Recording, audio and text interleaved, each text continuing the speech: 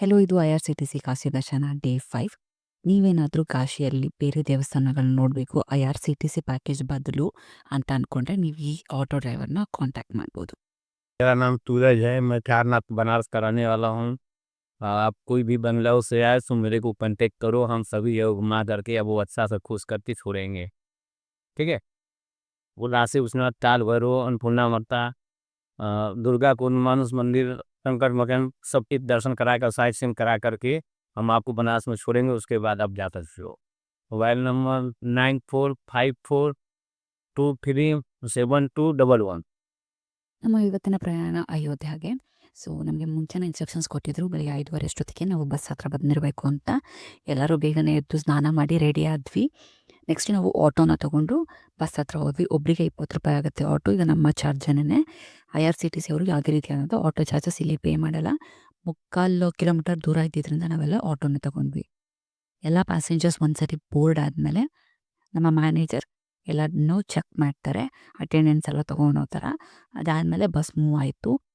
ನೀವು ಇಲ್ಲಿ ಸೈಡಲ್ಲಿ ನೋಡ್ಬೋದು, ಸುಮಾರಷ್ಟು ಇನ್ನು ವೆಯ್ಟ್ ಮಾಡ್ತಾ ಇದ್ದಾರೆ ಅವರ ಕೋಚ್ ಮೆಂಬರ್ಸ್ ಎಲ್ಲ ಬರೋದಕ್ಕೆ. ಅಲ್ಲಿಂದ ಅವರು ಹೊರಟು ಡೈರೆಕ್ಟಾಗಿ ಬನಾರಸ್ ರೈಲ್ವೆ ಸ್ಟೇಷನಿಗೆ ಬರ್ತಾರೆ.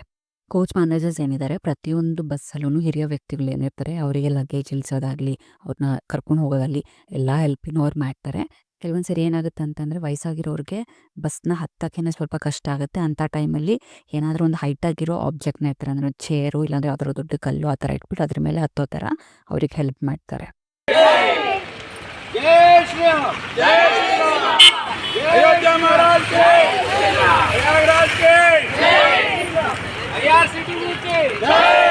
ಬನಾರಸ್ ರೈಲ್ವೆ ಸ್ಟೇಷನಲ್ಲಿ ಸುಮಾರಷ್ಟು ಫೋಟೋ ಸೆಷನ್ಸ್ ಎಲ್ಲರೂ ಮಾಡ್ಕೊಂಡ್ರು, ಯಾಕಂದರೆ ಕಾಶಿಯಿಂದ ನಾವೀಗ ಹೊರಡ್ತೀವಿ. ನೆಕ್ಸ್ಟ್ ಅದಾದಮೇಲೆ ನಮ್ಮ ಬೋರ್ಡಿಂಗ್ ಆಗುತ್ತೆ. ವಾಟರ್ ಬಾಟಲ್ ಕೊಡ್ತಾರೆ ಎಲ್ಲರಿಗೂ. ನಮ್ಮ ಬ್ರೇಕ್ಫಾಸ್ಟ್ ಆಯಿತು. ಬ್ರೇಕ್ಫಾಸ್ಟ್ ಮುಗಿದ್ಮೇಲೆ ಸ್ವಲ್ಪ ಕಾರ್ಯಕ್ರಮಗಳು ಅವರವರೇ ಮಾಡ್ಕೊಂಡು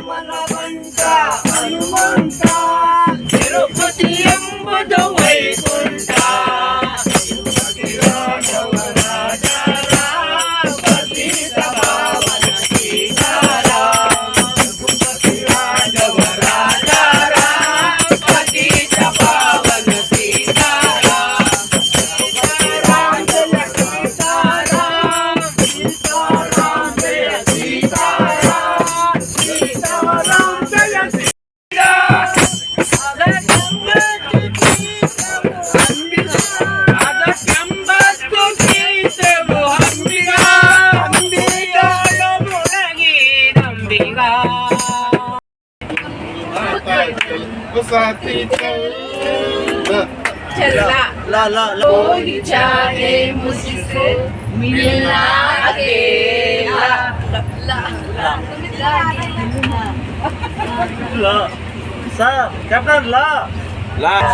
ಆಡಾಗಿ ಬಂತು ಆನಂದದಿಂದ ಸಿಂಧು ಎಂಜಾಯ್ ಮಾಡಿ ರಾಯರು ಬಂದರು ಮನೆಗೆ ರಾತ್ರಿಯಾಗಿತ್ತು. ಹುಣ್ಣಿಮೆ ಮಾವಿನ ನಡುವೆ ಚಂದಿರ ಬಂದಿತ್ತು. ತುಂಬಿದ ಚಂದಿರ ಅಲ್ಲಿ ನೀರ ಹಾಡು ಕವನ, ಇಲ್ಲಿ ಪ್ರೀತಿ ಹಾಡು. ಟ್ರೈನ್ ಇಂಜಿನ್ ಚೇಂಜ್ ಮಾಡಬೇಕು ಅಂತ ಒಂದು ಅನೌನ್ಸ್ಮೆಂಟ್ ಮಾಡಿದ್ರು. ಅದಕ್ಕೋಸ್ಕರ ಒಂದು ಅರ್ಧ ಮುಕ್ಕಾಲು ಗಂಟೆ ಅಷ್ಟು ನಾವು ಒಂದು ಸ್ಟಾಪ್ ಮಾಡಿದ್ರು, ಅಲ್ಲೇ ಓಡಾಡ್ಕೊಂಡಿದ್ವಿ. ಅದಾಗೆ ಸ್ವಲ್ಪ ಹೊತ್ತಿಗೆ ನಮಗೆ ಊಟದ ವ್ಯವಸ್ಥೆ ಮಾಡಿದ್ರು. ಆನ್ ಬೋರ್ಡ್ ಟ್ರೈನಲ್ಲೇ ನಮಗೆ ನಮ್ಮ ಲಂಚ್ ಎಲ್ಲನೂ ಬಡಿಸಿದ್ರು. ಅದಾಗೆ ಸ್ವಲ್ಪ ಹೊತ್ತಿಗೆ ನಾವು ಅಯೋಧ್ಯೆಗೆ ರೀಚ್ ಆಗ್ತೀವಿ ಅನ್ನೋಂಥ ಅನೌನ್ಸ್ಮೆಂಟ್ ಮಾಡಿದ್ರು.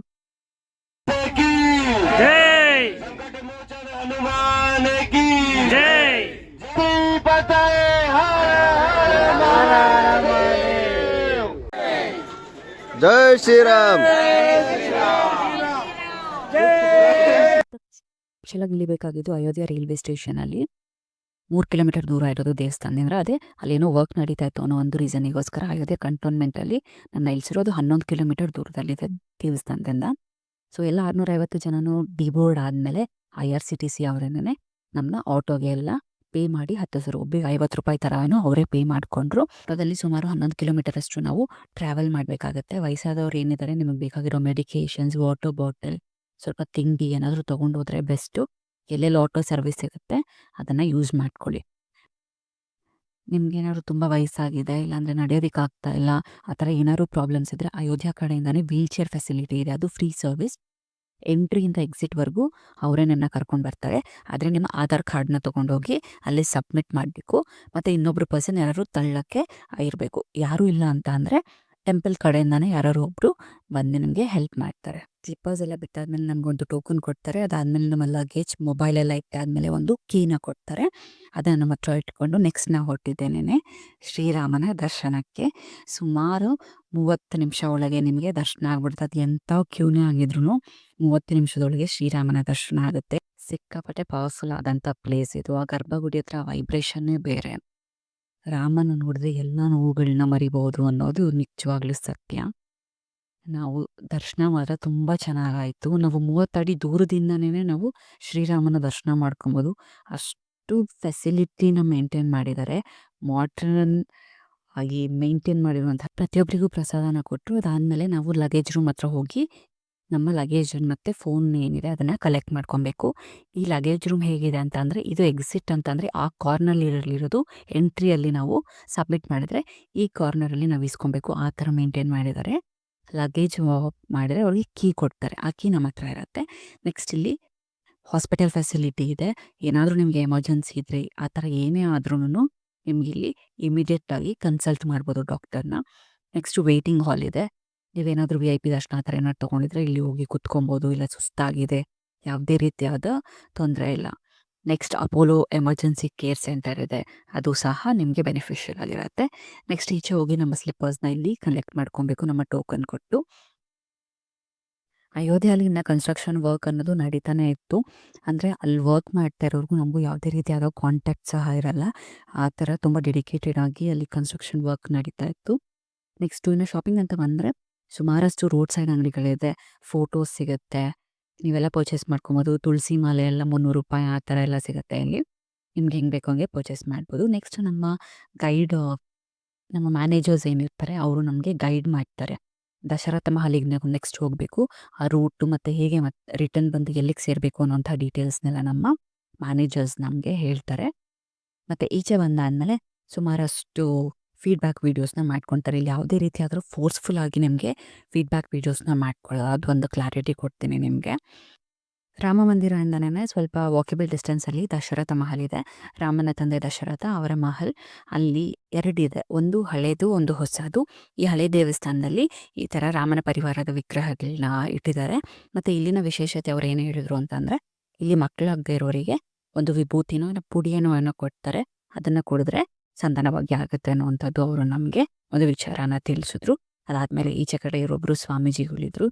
ಇವ್ರ ಹತ್ರ ಸುಮಾರಷ್ಟು ಜನ ಆಶೀರ್ವಾದನ ತಗೊಂಡು, ಸೊ ಇಲ್ಲಿಂದ ನಾವು ನೆಕ್ಸ್ಟ್ ಹೊರಟಿದ್ದು ದೊಡ್ಡ ದಶರಥ ಮಹಲಿಗೆ. ಅದು ನ್ಯೂಲಿ ಕನ್ಸ್ಟ್ರಕ್ಟೆಡ್ ಅಂತ ಹೇಳ್ತಾರೆ. ಅಲ್ಲಿ ಸ್ವಲ್ಪ ಫೋಟೋ ಸೆಷನ್ಸ್ ಎಲ್ಲರೂ ಮಾಡಿಕೊಂಡ್ರು. ಯಾಕಂದರೆ ಸ್ವಲ್ಪ ವೈಬ್ರೆಂಟ್ ಆಗಿತ್ತು ಇಲ್ಲಿ ಕಲರ್ಸ್ ಎಲ್ಲ. ಈ ಫೋಟೋ ಸೆಷನ್ ಎಲ್ಲ ಮುಗಿದ್ಮೇಲೆ ನಾವು ನೆಕ್ಸ್ಟ್ ಹೋಗಿದ್ದೇನೆ ಹನುಮಾನ್ ಗರ್ಹಿ ಅನ್ನೋ ಒಂದು ಪ್ಲೇಸಿಗೆ.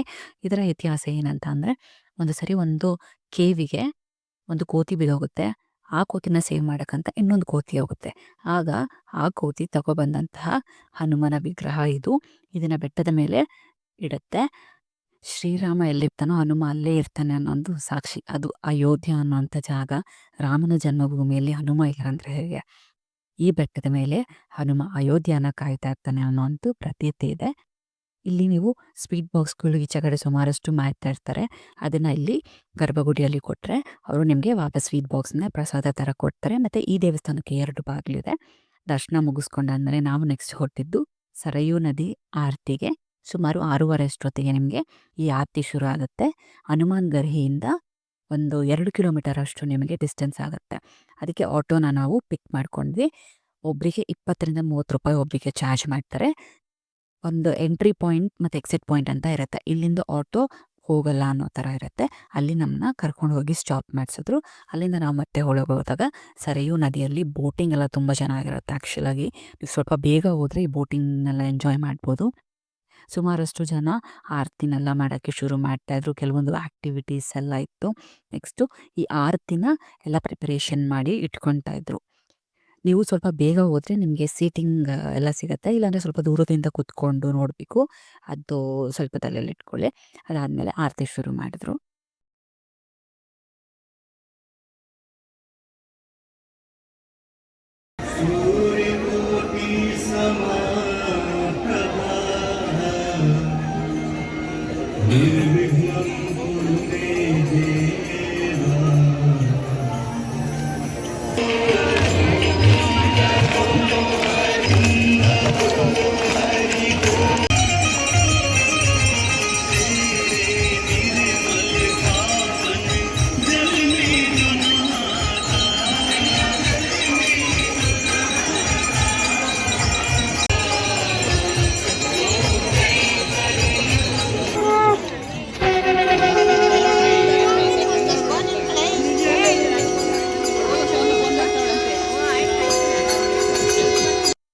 ಟ್ರೈನಿಗೆ ಲೇಟ್ ಆಗಿದ್ದರಿಂದ ನಾವು ರೈಲ್ವೆ ಸ್ಟೇಷನಿಗೆ ನಮ್ಮದೇ ದುಡ್ಡಲ್ಲಿ ಆಟೋ ಮಾಡ್ಕೊಂಡು ಹೊರಟ್ವಿ. ನಮಗೆ ಕಂಟಿನ್ಯೂಸ್ ಅಪ್ಡೇಟ್ಸ್ ವಾಟ್ಸಾಪಲ್ಲಿ ಕಳಿಸ್ತಾ ಇರ್ತಾರೆ. ಎಷ್ಟೊತ್ತಿಗೆ ಟ್ರೈನ್ ಹೊರಡುತ್ತೆ, ಎಷ್ಟೊತ್ತಿಗೆ ನೀವು ಬರಬೇಕು ಅನ್ನೋದನ್ನೆಲ್ಲ ನಮ್ಮ ಮ್ಯಾನೇಜರ್ಸ್ ನಮಗೆ ಮೆಸೇಜ್ ಮಾಡ್ತಾ ಇರ್ತಾರೆ ವಾಟ್ಸಾಪಲ್ಲಿ.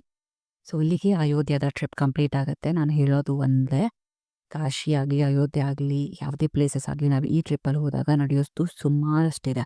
ಅದು ಎಸ್ಪೆಷಲಿ ಕಾಶಿಯಲ್ಲಿ ನೀವೇ ಓನ್ ಟ್ರಾವೆಲಲ್ಲಿ ಹೋದ್ರೂ ಇಲ್ಲ IRCTC ಇಲ್ಲ ನಾವು ಕಾರ್ ಮಾಡ್ಕೊಂಡು ಹೋಗಿ ಹೇಗಾದ್ರು ಹೋಗಿ ಕೆಲವೊಂದು ಪಾಯಿಂಟಲ್ಲಿ ಗಾಡಿ ಸ್ಟಾಪ್ ಮಾಡ್ತಾರೆ. ಅಲ್ಲಿಂದ ನೀವು ನಡ್ಕೊಂಡೇ ಹೋಗಬೇಕಾಗತ್ತೆ. ಸುಮಾರಷ್ಟು ದೇವಸ್ಥಾನಗಳು 2-3 ಕಿಲೋಮೀಟರ್ ಇರುತ್ತೆ ನಡ್ಕೊಂಡು ಹೋಗೋದು. ಏನಿಲ್ಲ ಅಂದರೂ 20-30 ಕಿಲೋಮೀಟರ್ನ ನೀವು ಕವರ್ ಮಾಡ್ತೀರಾ. ಅದಕ್ಕೆ ಏಜ್ ಆದವರು ಇದನ್ನು ತಲೆಯಲ್ಲಿ ಒಂದು ಫ್ಯಾಕ್ಟರ್ನ ನೆನ್ಪಿಟ್ಕೊಳ್ಳಿ, ನಡಿಬೇಕು ಅನ್ನೋಂಥದ್ದು. ಎಲ್ಲಿ ಆದಷ್ಟು ನಿಮಗೆ ಆಟೋ ಸಿಕ್ಕಿದ್ರೆ ಅದನ್ನು ಹತ್ಕೊಳ್ಳಿ, ಇಲ್ಲ ಯಾವುದಾದ್ರು ರಿಕ್ಷಾ ಯೂಸ್ ಮಾಡ್ಕೊಳ್ಳಿ.